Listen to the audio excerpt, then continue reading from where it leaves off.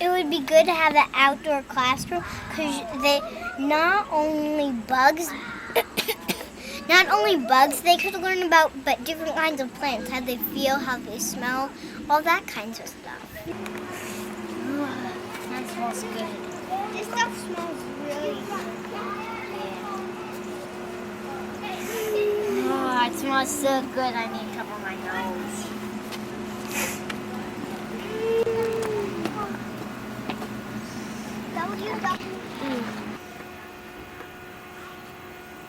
Yep, tomato. Which are your favorites? Cameron, you've eaten things out of this garden, haven't you? Yes, I have. Which ones are your favorites? I can probably be the peppers because they taste spicy.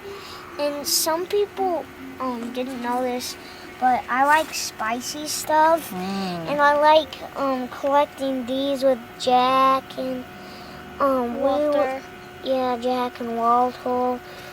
And we have to help plants because if we don't help plants, they die, and then nature will not grow. That's right. So Well, if there was a school garden, which would be really nice for all schools, after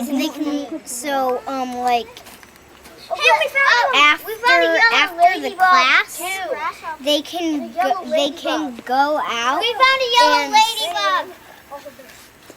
They can go out and see all the bugs and animals, because that would be really, really nice for preschools and kindergarten. Ladybug. A ladybug.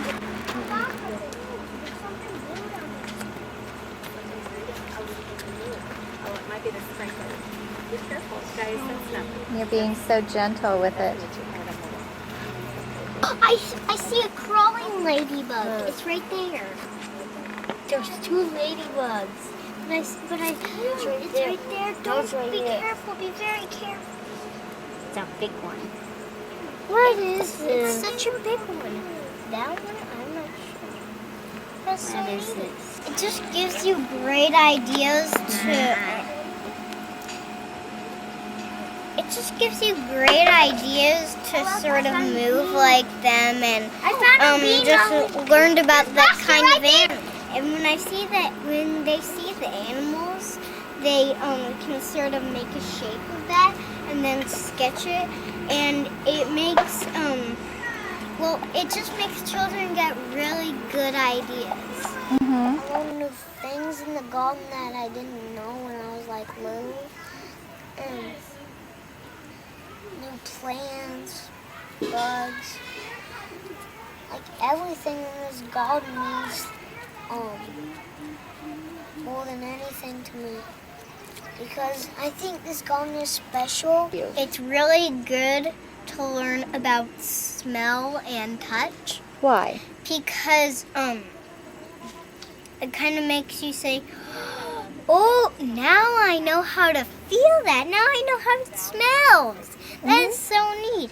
I'm gonna go tell a friend of mine, so you can kind of tell other people of how it is, so you can be your very, very own teacher.